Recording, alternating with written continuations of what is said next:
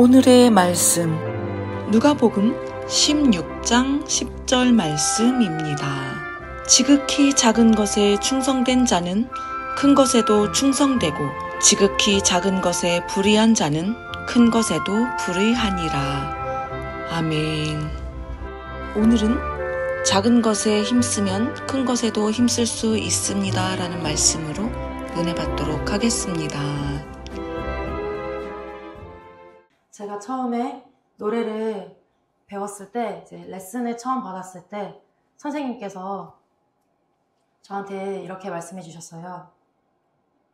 너가 하루에 50분을 연습한다면 40분을 호흡 연습을 하고 발성 연습을 하고 너 나머지 10분을 노래 연습을 하는데 시간을 써야 된다 라고 말씀하셨는데, 그 당시에 저는 노래 자체를 부르고 싶어서 내가 지금 학원에 등록했는데, 그리고 배우는 건데 호흡 연습을 내가 그 조그만 방에서 40분이나 하라고 하면은 내가 어떻게 그걸 할 수 있을까 라는 생각도 들었고, 제가 그 말씀을 들었을 때 당장에 그 말씀을 듣지 않았어요. 선생님께는 알겠습니다 라고 하고 맨날 연습할 때 20분, 30분 겨우겨우 하고 나머지 시간을 제가 하고 싶었던 노래를 펼쳐놓고 했던 그런 시간들이 들어요. 그런데 그 시간들을 돌아보니까 제가 그 노래가 안 늘더라고요. 아무리 연습을 해도, 몇 년을 연습해도. 그 이유가 지금 돌아보고 나서 생각해보니 내가 그 기초적인 거, 가장 기본적인 것들을 너무나도 무시했던 것이 아닌가라는 시간들이었다는 그런 생각들을 문득문득 받았습니다. 그리고 오늘 본문 말씀을 보면은 제가 이렇게 한 절만 준비했는데, 작은 것에 충성하는 자는 큰 것에 충성하고 작은 것에 불의한 자는 큰 것에 불의한다는 말씀이에요. 근데 전체적인 그 누가복음 16장의 말씀을 보면은 예수님께서 그 말씀을 하신 의도는 사실 제가 오늘 말씀드리고자 하는 거랑은 의도는 좀 다르긴 한데, 그 전체적인 말씀으로 보면은 예수님께서는 그렇게 세상에 있는 사람들이, 세상에 있는 자식들도 그런 불의한 것을 통하여서 지혜롭게 하는데, 그렇게 하는 것이 두 주인을 섬기는 것이기 때문에 두 주인을 섬기지 않고 그렇게 세상의 것을 섬기는 사람들은 그렇게 큰 것에도 한다더라, 이렇게 말씀을 이렇게 돌려서 비유를 하신 것이고, 그 예수님이 그 말씀을 통해서 하신 그 구절에서는 이제 작은 것에 노력하는 사람이 큰 것에도 노력할 수 있다, 이렇게 칭찬하듯이 말씀하신 것은 아니에요.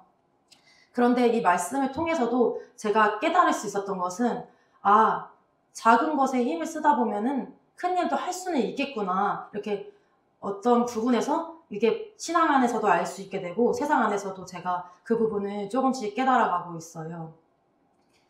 어느 날 이제 제가 일을 하고 있었는데, 식당에서 일을 하다 보면은 익숙해지고 점점 귀찮다고 느껴지는 부분들이 있어요. 그러면 그 귀찮은 것들이 되게 사소하고 별거 아닌 것 같고, 음식을 만드는 것이나 뭔가를 할 때 그 결과물에 있어서 큰 영향을 주지 않는다고 제가 스스로 생각을 하거든요. 제가 스스로 생각을 했는데, 그 작은 것들을 내가 무시하고 그냥 내 마음대로 했을 때 결과물이 너무 안 좋은 거예요. 결과물이 너무 마음에 안 들고, 그 결과가 나한테만 있는 게 아니라 더 큰 그런 나쁜 일들을 초래하는 거예요. 제가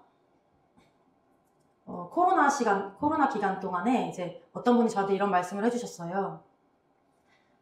제가 그 당시에 이제는 그냥 혼자 살고 있었으니까 제가 살고 있던 그 곳에서는 이제 커런틴이라고 해가지고 아무데도 못 가고 일도 못 하고 집에만 있는 그런 기간을 몇 달 동안 있었는데, 그러다 보니까 사람이 영적으로도 그렇고 교회를 못 가니까 많이 이렇게 죽어간다고 해야 되나? 내가 스스로 이렇게 사는 게 맞나? 라는 생각이 들 정도로 사람이 극단적인 생각을 들더라고요.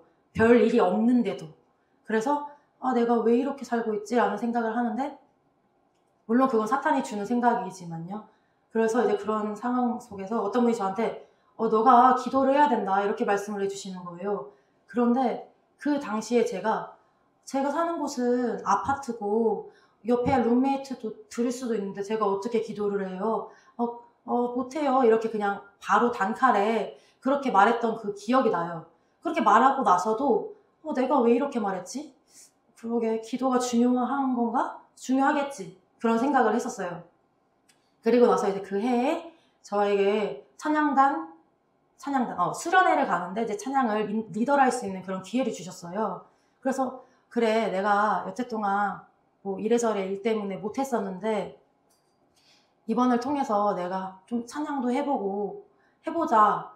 어찌 보면 그게 제 눈에는 사람들 앞에 서는 거고, 어찌 보면은 하나님 안에서도 내가 찬양하는 거고, 이렇게 사람들을 수련해서 주님한테 이끌어주는 거니까 이게 나한테는 좀 큰 일이라고 느껴져 왔다고 해야 되나? 그래서 그 큰 일을 해야 되니까 저의 나름대로 많은 준비를 했어요. 찬양 리스트를 몇십 곡씩 뽑아서 준비하고 뭐 1부, 2부, 3부로 나눠서 이렇게도 하고 저렇게도 하고 이렇게 준비를 했는데 제가 정말로 똑똑히 기억하는 것이 제가 기도로 준비를 하지 않았거든요.